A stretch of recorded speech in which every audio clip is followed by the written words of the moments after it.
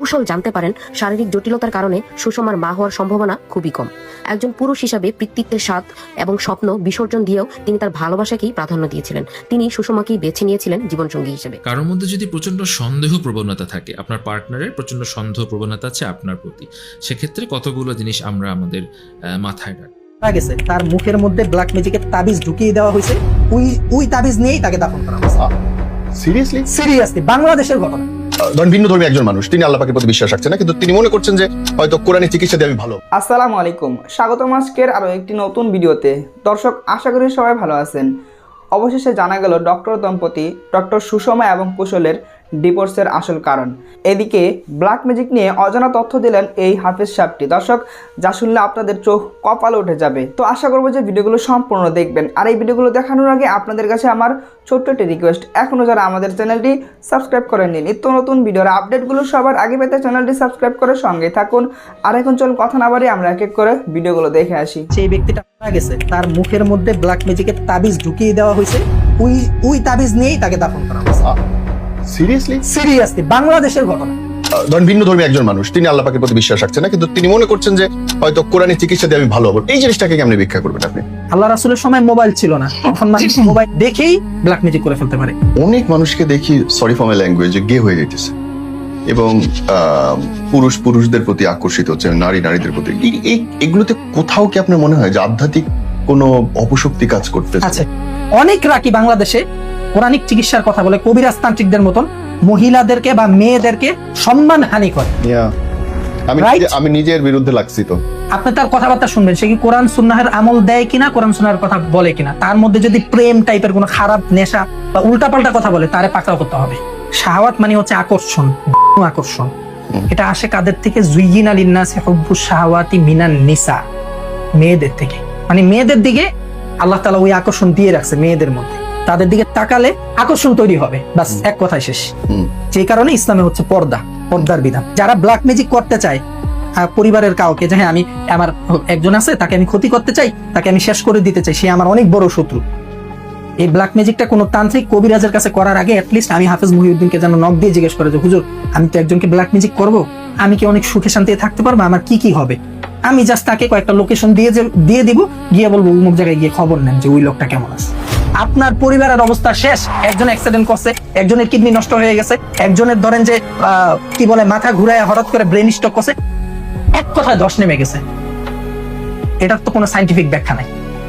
যারা ভাইয়া জিন শয়তানের পূজা করে, তারাই বলে যে আপনি 10 মণ মিষ্টি দিবেন, এটা আমার ভোগ দিতে হবে। একটা ছাগল দিবেন, একটা খাসি দিবেন, একটা হচ্ছে মহিষ দিবেন, এটা আমার ভোগ দিতে হবে। তো ভোগটা তুমি কাকে দিবা? মানে ভোগটা একটা হচ্ছে আল্লাহ তাআলার দরবারে কুরবানি করবা, সেটা হিসাব ভিন্ন। তুমি তো বলতেছো ভোগ দিবা, এটা দিতে হবে, তুমি কাকে দিবা? শয়তানকে দিবে। ওই যে ছাগল দিয়ে আসে, মুরগি দিয়ে আসে, হাঁস দিয়ে আসে, কাকে? শয়তানকে খুশি করার জন্য বলি দেয়। এরকম আমার মোবাইলে ভিডিও আছে একটা। এগুলা বাংলাদেশে অ্যাভেলেবেল হচ্ছে, বাট বাংলাদেশে সরাসরি হয় না, আফ্রিকাতে সরাসরি হয়। এই যে দেখেন তো, এটা কি কাটতেছে, সে কি কাটে দেখেন। ছাগল না কুকুর? ছাগল বলি দিচ্ছে, দেখেন ছাগল বলি দিচ্ছে। তো হুজুরের সামনে। এগুলা হচ্ছে আফ্রিকান তান্ত্রিক। মানুষ কত খারাপ চিন্তা করে, মানুষ আপনার কিভাবে ক্ষতি করবে আপনি চিন্তা করতে পারবেন না। ডেড সি সম্পর্কে তো জানেন, জি, মৃত সাগর। জি, হযরত লূত আলাইহিস সালাতু ওয়াস সালামের জমানায় এই মানুষগুলো এই কাজগুলো করত। ছেলে মেয়ে সবাই এই কাজ করত। আল্লাহ তাআলা তাদেরকে গজব দিয়েছে, তাদেরকে ধ্বংস করে দিয়েছে, পুরা জমিন উল্টায় দিয়েছে। আল্লাহ রাসূল তো শ্রেষ্ঠ মহামানব, জি, আল্লাহর পরে এবং পৃথিবীর সকল মানুষের উপরে ওনার স্থান। ওনার উপরে কি আর কেউ আছে আল্লাহ রাসূলের উপরে? মানে রাসূল সাল্লাল্লাহু আলাইহি ওয়াসাল্লামের উপরে একমাত্র সৃষ্টিকর্তা ছাড়া তো আর কেউ নেই, রাইট? এবং উনি হচ্ছেন শ্রেষ্ঠ নবী, রাইট? তো ওনাকে ব্ল্যাক ম্যাজিক করা হইলো এবং এটার প্রভাব ওনার উপরে কিভাবে পড়লো? এবং অসম্ভব কষ্ট পাইছেন উনি, অসম্ভব পেটের পীড়ায় কষ্ট পাইছেন, অসম্ভব খারাপ অবস্থায় চলে গেছে। কেন? এটা হচ্ছে পরীক্ষা, এটা হচ্ছে আমাদেরকে শিক্ষা দেওয়ার জন্য। আল্লাহর রাসূলকে ব্ল্যাক ম্যাজিক করবে, আল্লাহর রাসূল এটার প্রভাবে মানে ভুগবে, এটা আমি বিশ্বাস করি না। একজন মুমিন ইমানদার হিসাবে আমার রাসূলকে ব্ল্যাক ম্যাজিক করলে রাসূলকে ধরে ফেলবে, এটা আল্লাহ তাআলার পক্ষ থেকে একটা নেয়ামত হিসাবে, পরীক্ষা হিসাবে দেওয়া হয়েছে আমাদেরকে শিক্ষা দেওয়ার জন্য যে হে রাসূল, হে প্রিয় নবী, আপনাকে ব্ল্যাক ম্যাজিক দিয়ে আমি আল্লাহ তাআলা পরীক্ষা করছি কারণ এটা শিক্ষা দিচ্ছে যে আপনার উম্মতকেও এর চেয়ে বাজে ব্ল্যাক ম্যাজিক করা হবে, কারণ উনি তো আল্লাহর কাছে বলা মাত্র এটা নাই হয়ে যাবে। নাই হয়ে যাবে। উনি এত বছর কেন সহ্য করবেন এই হ্যাঁ, কষ্ট? এটা হচ্ছে পরীক্ষা যে আপনার উম্মত কিন্তু এর চেয়েও খারাপ ভাবে কজেস্ট হবে। দেখেন, কোরআন হাদিস নিয়ে গবেষণা করলে আপনি অনেক কিছু জানতে পারবেন। আমি আজকে যেগুলো বলছি এগুলো গবেষণা লব্ধ থেকে জ্ঞান, এগুলা নিয়ে অনেকে চিন্তা করে না। আল্লাহ রাসূলকে ব্ল্যাক ম্যাজিক করছে, আল্লাহ রাসূল কেন সাফার করবে? আল্লাহ রাসূল যদি আল্লাহ তাআলার কাছে দোয়া করে হয়ে যাবে, আল্লাহ তাআলা সাথে সাথে সাহায্য পাঠাবে। তো কিন্তু মনে আল্লাহ মনে তাআলা অনুরোধ কি করলে করেছেন? হয়ে যাওয়ার কথা। হ্যাঁ, আল্লাহ তাআলা আল্লাহ রাসূলকে আগে পরীক্ষায় দেখিয়েছেন যে হ্যাঁ, ও আপনার সাহাবায়ে কেরামকে দেখান, উম্মতদেরকে দেখান, বর্ণনা করেন যে আপনার এই কষ্ট হচ্ছে, ব্ল্যাক ম্যাজিকের দ্বারা এই কষ্ট হয়। এখন আল্লাহ তাআলাকে আল্লাহ রাসূল বলে, ইয়া আল্লাহ, এর সমাধান কি? জিবরাইল আলাইহিস সালাতু ওয়াস সালামের মাধ্যমে পাঠালেন। কি পাঠালেন? সেটা হচ্ছে আমাদের জন্য ঔষধ। সেটা হচ্ছে কি? সূরা ফালাক, সূরা ইখলাস, সূরা নাস। যে হে রাসূল, আপনি আপনার উম্মতকে জানান যে সূরা ফালাক, ইখলাস, নাসের মাধ্যমে, আয়াতুল কুরসির মাধ্যমে আপনার উম্মত কিন্তু এরকম কঠিন ব্ল্যাক ম্যাজিক থেকে রক্ষা পাবে। শিখায় দিছে। এখন যদি এরকম হয়তো আল্লাহ রাসূলের হয়েছে, কোন আল্লাহ রাসূল বুঝার আগে আল্লাহ তাআলার কাছে বলে দিল, সুস্থ হয়ে গেল, তাহলে তো আমরা জানতাম না সূরা আমরা ফালাক কি, বঞ্চিত সূরা হইতাম। ইখলাস কি, সূরা নাস কি, আয়াতুল কুরসি কি, আমরা তো জানতামই না, আমরা বঞ্চিত হইতাম। আমরা বঞ্চিত হইতাম। তা আমাদেরকে বাঁচানোর জন্য উনি সহ্য করছেন। উনি সহ্য করছে। আপনি যখন বুঝতে পারবেন যে আপনার কোরআন তেলাওয়াত ভালো লাগছে না, তারপরে নামাজ ভালো লাগছে না, আপনি শুধু খারাপ ভিডিওতে আকৃষ্ট, মাস্টারবেশন বা হস্তমিথুনে আকৃষ্ট, পরকীয়াতে আকৃষ্ট, তারপরে হচ্ছে মোবাইলে ওই যে কি যেন বলে ভাই, খারাপ গেম টেম খেলে যে টাকা ইনকাম করে আর কি, জুয়া, এগুলাতে আকৃষ্ট, তখন আপনি প্লিজ বুঝে নেবেন আপনার জীবন ধ্বংস হয়ে যাচ্ছে। তো আমার কাছে এই টাইপের যারা রোগী তারা আসতে পারে, তারা এভাবে বুঝতে পারবে। হ্যাঁ, অনেকে আছে কালো জাদু, ব্ল্যাক ম্যাজিকের কারণে যৌন ক্ষমতা হারায় ফেলতে পারে আস্তে আস্তে আস্তে। এমন রোগী কিন্তু আছে, হিসাব নাই। আমি চিনি, আমি অনেকে হ্যাঁ, চিনি। আপনি চিনেন এরকম অনেক রোগী আছে যে ভাই আমার স্বামী স্ত্রীর মধ্যে সম্পর্ক ভালো না, এবং সে তো আর বলতে পারে না কেন ভালো না ভাই, তার এরকম হয়ে গেছে। তাকে স্বামী স্ত্রীর মাঝে সম্পর্ক ভালো না থাকুক, সেটার জন্য ব্ল্যাক ম্যাজিক করা হয়েছে। তার স্ত্রী বা স্বামী যৌন ক্ষমতা আস্তে আস্তে আস্তে আস্তে হারায় ফেলতেছে। যদি বুঝতে পারেন সাথে সাথে রুকায় করাতে হবে, বিকজ একবারে শেষ হলে আর কিছু করার নাই। কেউ যদি ব্ল্যাক ম্যাজিক বদনজর থেকে রক্ষা পেতে চায়, অবশ্যই আমাদের থেকে ট্রিটমেন্ট নিতে হবে, আমার থেকে ট্রিটমেন্ট নিতে হবে। তো তার জন্য কিছু আমল বলে দিই। আপনি আয়াতুল কুরসি পড়বেন, 3 পারার প্রথম পৃষ্ঠা আয়াতুল কুরসি এভাবে পড়বেন। আল্লাহু, আমি শুরু থেকে বলতেছি, আয়াতের শুরুতে হচ্ছে আল্লাহু শব্দটা আছে, তো আল্লাহু শব্দটা 41 বার পড়তে হবে এক বসায়, পাক পবিত্র অবস্থায়, অজু গোসল করে পাক পবিত্র অবস্থা। আপনি যদি মেয়ে হন, আপনার যদি মাসিক কোনো সমস্যা থাকে, অসুস্থতা, আপনি করবেন না, পরে করবেন। পাক পবিত্র অবস্থায় রাত্রে ঠান্ডা মাথায় তাহাজ্জুদের সময় বসে আয়াতুল কুরসির শুরু থেকে আল্লাহু 41 বার, লা ইলাহা ইল্লাহু এটা 41 বার পড়বেন, আল্লাহু আল্লাহু আল্লাহু 41 বার জিকির করবেন। এরপরে লা ইলাহা ইল্লাহু লা ইলাহা ইল্লাহু লা ইলাহা ইল্লাহু 41 বার পড়বেন। আল হাইয়ুল কাইয়ুম আল হাইয়ুল কাইয়ুম আল হাইয়ুল কাইয়ুম আল হাইয়ুল কাইয়ুম 41 বার পড়বেন। এরপরে লা তাখুযুহু সিনাতু ওয়া লা নাওম লাহু মা ফিস সামাওয়াতি ওয়া মা ফিল আরদ মান যাল্লাযী ইয়াশফা'ু 'ইনদাহু ইল্লা বিইযনিহি ইয়া'লামু মা বাইনা আইদিহিম ওয়া মা খালফাহুম ওয়া লা ইউহীতুনা বিশাইইন মিন 'ইলমিহি ইল্লা বিমা শা'a ওয়াসি'a কুরসিয়ুহুস সামাওয়াতি ওয়াল আরদ ওয়া লা ইয়াউদুহু হিফযুহুমা। এটুক পর্যন্ত 41 বার পড়বেন। এরপরে লাস্ট যে আয়াতের অংশটুকু বাকি থাকবে, ওয়াহুয়াল আলিয়্যুল আযীম, এটা 41 বার পড়বেন, ওয়াহুয়াল আলিয়্যুল আযীম। এভাবে যদি কোনো ব্যক্তি 41 দিন আমল করতে পারে, ইনশাআল্লাহ তার যত ব্ল্যাক ম্যাজিক বদনজর থাকুক এগুলা কেটে যায়। কোরআন চিকিৎসা দেয় যে আপনার বউ পরকিয়া করে, আপনার হাজবেন্ড পরকিয়া করে, আপনি তাকে মেডিকেলে নিয়ে ট্যাবলেট খাওয়ান, অপারেশন করেন। কি অপারেশন করবেন আর কি ট্যাবলেট খাওয়ান? সম্ভব নাই। আল্লাহ রাসূল বলেছে, তুমি একজনকে কাফের বলছো, সেই কাফের না, তার মানে তুমি কাফের হয়ে যাবে। ওরে খোদা, তুমি এই তাকে- ঘটনা তো অহরহ। বাংলাদেশে হিসাব নাই। Mohiuddin, thank you so much for coming brother. আমার ভালো লাগে হচ্ছে যে তরুণ, শিক্ষিত এবং বাস্তবসম্মত কথা মহিউদ্দিন ছাড়া কেউ বলেন না। কিন্তু এই করতে গিয়ে ভাইয়া, মানুষের সেবা করতে গিয়ে মানুষের কাছ থেকে কি কোনো হ্যারাসমেন্টের শিকার হইতে হয়েছে? Did you G, face? এটা হচ্ছে, আমি তো খুবই ছোট মানুষ এবং আমার বিষয়ে আপনি ব্যক্তিগতভাবে জানেন। Right. আল আজহারিতে পড়ালেখা করা মানুষ, আল-আজহার ইউনিভার্সিটিতে মাদ্রাসায় পড়াশোনা পড়ালেখা করি। করছেন। হ্যাঁ, এবং পড়াশোনার পাশাপাশি আমি এই কোরআনিক ট্রিটমেন্টটা করে থাকি। এই Right. বিষয়ে আমার যথেষ্ট অভিজ্ঞতা আছে, এক এবং যুগের বেশি ইনফ্যাক্ট। আলহামদুলিল্লাহ এক যুগেরও বেশি। এই কারণে হচ্ছে আমি তথ্য প্রমাণাদি উপাত্ত সহ এবং ডাক্তারি অনেক বিষয় নিয়েও আমি গবেষণা করেছি, যে কোনটা ডাক্তারি সমস্যা, মানে মেডিকেলি সমস্যা, আর কোনটা হচ্ছে মেডিকেল ছাড়া অতি প্রাকৃতিক সমস্যা। এই বিষয়টা আমি সহজে আলহামদুলিল্লাহ ধরতে পারি, ইনক্লুড করতে পারি। তো আমি হচ্ছে মানে প্রায় প্রতিনিয়ত এরকম মানুষের ব্লেম বা এই টাইপের শিকার হতে হচ্ছে প্রতিনিয়ত। তবে এটা সবাই করে না, যারা বোঝে না। অনেকে আছে জিন বিশ্বাস করে না, তারা এই টাইপের, যার ইমান নেই তার সাথে কথা বলে তো লাভ তার নেই। সাথে তো কথা বলে লাভ নেই। তো আমি সাধারণত দুইটা কথা বলি, যে আপনার বুঝ নেই, আপনার সাথে আমি এই বিষয়ে কোনো বলতে কথা বলতে চাচ্ছি না। আপনার এই বিষয়ে জ্ঞান নেই, আমি তো আপনার সাথে এই বিষয়ে কথা বলবো না।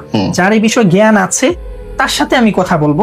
এখন আমাদের সমাজে মানুষ মানুষকে দেখতে পারে না, ডিভাইডেড হয়ে গেছে, ভেঙ্গে গিয়েছে সমাজ। আল্লাহ রাসূল সাল্লাল্লাহু আলাইহি ওয়াসাল্লাম বলেছেন, পুরো মুসলিম জাতি হচ্ছে একটা দেহর মতো, একজন আরেকজনের ভাই, একজন আরেকজনের বোন, তিনি বোন তিনি ভাই, পরিপূরক একটা দেহ। আল্লাহ রাসূল হাদিস শরীফে লজিকটা এভাবে দিয়েছে যে পুরো মুসলিম জাতি হচ্ছে একটা দেহর মতো, একজনের গায়ে আঘাত লাগলো মানে পুরো জাতির গায়ে কেমন যেন আঘাত লাগলো। অথচ দেখো ইরানে আজকে আঘাত হতেছে, পুরো মুসলিম বিশ্ব চুপচাপ। ইরাকে আঘাত হচ্ছে পুরো চুপচাপ। ফিলিস্তিনে আঘাত হচ্ছে, মুসলিম বিশ্ব চুপচাপ। কেন? উল্টো কেউ যদি বলে যে ইরাকের যিনি শাসক, ইরানের যিনি শাসক, উনি ভালো করছে, আমরা ওনাদের পক্ষে, কিছু কিছু মুসলমান নামধারী মানুষ যারা নিজেদেরকে একটা দল দাবি করে, তারা বলে যে না, তারা তো শিয়া, তারা তো সুন্নি, তারা তো আহলে বাইতের অনুসারী। আরে ভাই, তুমি ডিভাইডেড করছো কেন? তুমি দেখো কালেমা এক কিনা, রাইট? তারা আল্লাহর উপর বিশ্বাস করে কিনা, তারা রাসূল সাল্লাল্লাহু আলাইহি সাল্লামকে মানছে কিনা, তারা কোরআন মানছে কিনা। বিভেদ তো সবার মধ্যে থাকবে, কিন্তু একটা জায়গায় এক কিনা, যেমন আল্লাহর প্রতি বিশ্বাস আছে কিনা সবার। ঠিক এই আমাদের কোরআনিক ট্রিটমেন্টের ক্ষেত্রে, বিশেষ করে আমার কোরআনিক মেডিসিন সেন্টার বা আমি যাদের ট্রিটমেন্ট করি, এদের মধ্যে দেখা যায় যে এই যে কিছু রাকি বা রাকি নামের ভণ্ড যারা আছে, আমি সবার কথা বলবো না, অধিকাংশ রাকি ভালো, এদের মধ্যে অনেক রাকি আছে, ধরেন 100%-এর মধ্যে 30%, 35% রাকি আছে যারা ভণ্ডামি করে, উল্টা পাল্টা করে।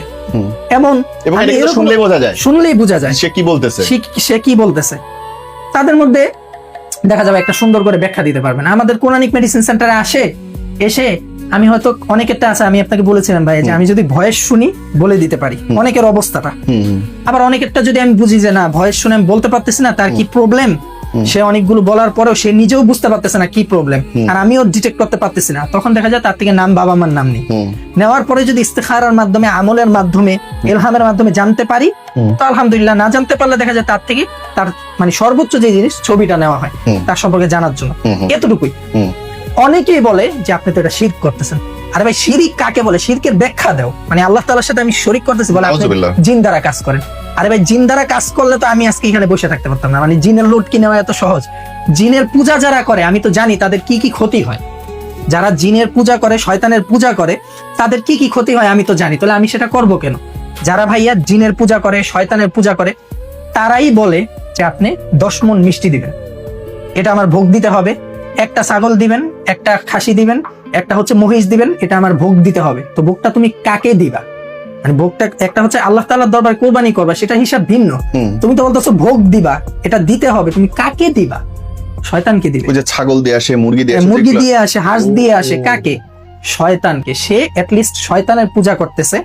তা আমি তো কারো থেকে আজ পর্যন্ত কেউ দেখাতে পারবে না, যদি দেখাতে পারে আমি কোরআনিক মেডিসিন সেন্টার তাকে হ্যান্ড ওভার করে দেবো, আমার চিকিৎসা বাদ, তওবা করবো। কেউ দেখাতে পারবে না যে আমি তার থেকে ছাগল, মহিষ বা গরু বা মিষ্টি এগুলার জন্য কোনো অর্থ দাবি করেছে বা এগুলা চেয়েছি, দেখাতে পারবে না। এগুলা কারা চায়? স্পেসিফিকলি যারা শয়তানের পূজা করে তারা চায়, তারাই শুধুমাত্র এটা চায়, অন্য কেউ চায় না। এখন ওই যে রাকির কাছে যায়, কবিরাজ তান্ত্রিকের কাছে যায়, যাওয়ার পরে আমার কাছে আসে। আপনারা রাকির কাছে গিয়েছেন, তো আমার কাছে কেন? আপনার তো সেখানে বলছে ভাইয়া রাকির কাছে তো গিয়েছি, রাকি আমাকে ঝাড়ফুঁক করেছে, পানি পড়া দিয়েছে, কিন্তু আমার কোনোরকম কাজ হয়নি, মানে পার্মানেন্ট সমাধান হয়নি, সাময়িক কাজ হয়েছে, অনেকের আবার সাময়িকও হয়নি, কিছুই হয়নি, আমার কাছে আসছে। তো রাকিদের কাছে যদি সব পাওয়া যাইতো তাহলে তো কেউ আমার কাছে আসতো না। আর আমি নিজেকে বড় কিছু দাবি করি না, আমি বলি আমি একজন তালিবুল ইলম, আমি শুধু এই বিষয়ে গবেষণা করি, গবেষণা করতে করতে আরো অনেক কিছু জানতে পারি যেগুলো অনেকে হয়তো জানেও না, যেটা আজকের এই ভিডিওতে এরকম অনেক বিষয় চলে আসবে। কেউ যদি এই ভিডিও শুরু থেকে শেষ পর্যন্ত জানে, সে কোনো রাকি, কোনো মুদাব্বির, কোনো কবিরাজ তান্ত্রিকদের থেকে অনেক অনেক জানবে সে নিজে, যদি এই ভিডিওটা আজকে কেউ মনোযোগ সহকারে দেখে। কেন বলতেছি এটা একটু পরেই বুঝতে পারবেন। এমন অনেক বিষয় আছে যেটা আপনি জানি না বা আমি একটা সময় জানতাম না, কিন্তু আমি আজকে এমন কিছু সিক্রেট বলে দিব, কেউ যদি ওই সময়গুলোতে একটু খেয়াল করে তাহলে এরকম কবিরাজ তান্ত্রিক যারা মারাত্মক শয়তানের পূজারি করে তাদেরকে ইজিলি ধরে ফেলতে পারবে ইনশাআল্লাহ। তো দেখা যায় আমার মাধ্যমে মানুষ উপকার পাচ্ছে, আমি মানুষকে কোরআনিক ট্রিটমেন্ট দিচ্ছি, যেটা আল্লাহ তাআলা পবিত্র কোরআন সূরা বানী ইসরাঈলের 82 নম্বর আয়াতে বলেছেন যে ওয়ানুনাজ্জিলু মিনাল কুরআনি মা হুয়া শিফাউ ওয়া রাহমাতুল লিল মুমিনিন, যারা মুমিন বা বিশ্বাসী তাদের জন্য আমি কোরআনে রেখেছি রহমত এবং শিফা। ঠিক এই জায়গায় আমার প্রশ্ন, কোরআনি চিকিৎসাটা কার জন্য তাইলে? জি, কোরআনিক চিকিৎসাটা তার জন্য যে বিশ্বাস, এক নাম্বার কথা, সে যেই হোক। এখন আমার আল্লাহ পাকের প্রতি বিশ্বাস আছে, অথবা ধরেন আরেকজনের মানুষ, তিনি বললো আমার আল্লাহ পাকের প্রতি আমি পূর্ণ আস্থা রাখি না, কিন্তু আমি মনে করি যে কোরআনের দিয়ে আমার ধরেন ভিন্ন ধর্মী একজন মানুষ, তিনি আল্লাহ পাকের প্রতি বিশ্বাস রাখছেন না, কিন্তু তিনি মনে করছেন যে হয়তো কোরআনের চিকিৎসা দিয়ে আমি ভালো হবো। এই জিনিসটাকে কেমনে ব্যাখ্যা করবেন আপনি? কারণ পৃথিবীর প্রায় অর্ধেক মানুষ এখনো বিধর্মী, কিন্তু তারাও সামহাও কোরআনকেই বিশ্বাস করে শেষ আশ্রয় হিসেবে। আমি শুধু এতটুকু বলবো, একেবারে সংক্ষেপে উত্তর, কোরআন ছাড়া যদি কেউ অন্য কোনো ব্যতিক্রম চিকিৎসা নেয়, সে অ্যাটলিস্ট পার্মানেন্ট সমাধান পাবে না এবং তার শান্তি ফিরে আসবে না। এক কথা শেষ। তাহলে বিধর্মীদের জন্য কি? বিধর্মীরা তাদের মতো করে একটা চিকিৎসা নিবে, ওই যে তন্ত্রমন্ত্র কালো জাদু টাইপের তাদের যে ধর্মের আছে। হিন্দুরা তান্ত্রিকদের কাছে যাবে, ওঝাদের কাছে যাবে, বেদে টাইপের কারো কাছে যাবে, বাট সে পার্মানেন্ট সমাধান পাবে না। তাহলে সে যদি কোরআনের চিকিৎসায় পার্মানেন্ট সমাধান আশা করে, তাহলে কি তার আবার নিজস্ব বোধ বা ধর্মচ্যুত হওয়ার কোনো সম্ভাবনা না, থাকে? কোনো সম্ভাবনা নেই, কারণ এটা তার clear করবেন? বিশ্বাস।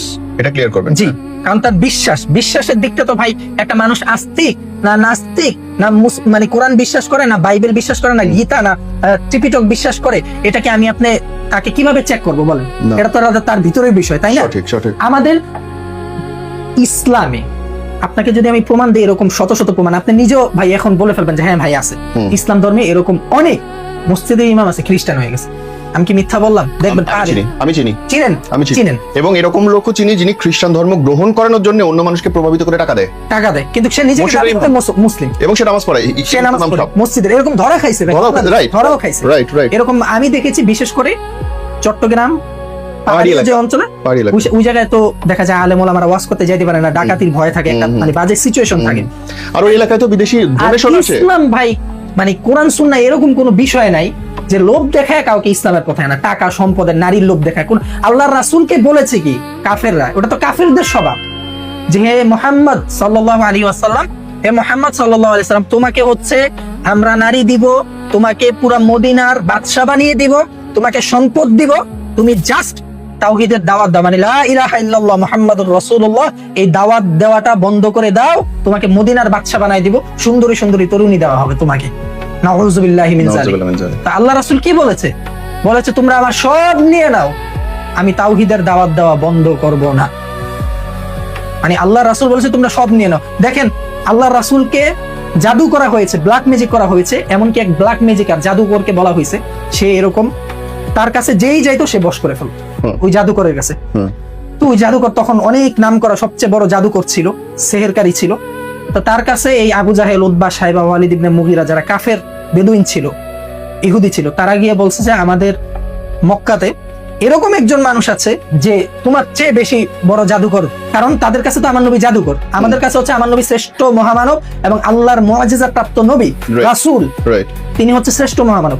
কিন্তু কাফেরদের কাছে কি ছিল? জাদুকর। চার দ্বিখণ্ডিত করে ফেলছে, গাছ ডাক দিছে, গাছকে ইশারা করছে আল্লাহ রাসূলের কাছে চলে এসে আল্লাহ রাসূলের কদমে লুটিয়ে গেছে। কাফেরদের কাছে এটা হচ্ছে জাদু। তো বলেছে তোমার চেয়ে বড় জাদুকর। তো ওই জাদুকর বলছে আচ্ছা আমি তো অনেক বেশি জাদু জানি, আমার কাছে যে আসে তাকে বশ করে ফেলে, তো দেখাও তোমাদের সেই জাদুকরকে, আমি যাই। বলছে তার নাম হচ্ছে মুহাম্মদ, হ্যাঁ তার কাছে যাও, সে অমুক জায়গায় থাকে। তো আল্লাহ রাসূলের কাছে সেই জাদুকর গেছে অনেক ভাবসাব নিয়ে, যে আমি তো আজকে ঘায়েল করে ফেলবো। তো যাওয়ার পরে আল্লাহ রাসূলের কাছে যাওয়ার পরেই কিছু মানুষ আছে ভাই, চেহারা দেখলে ঠান্ডা হয়ে যাবে।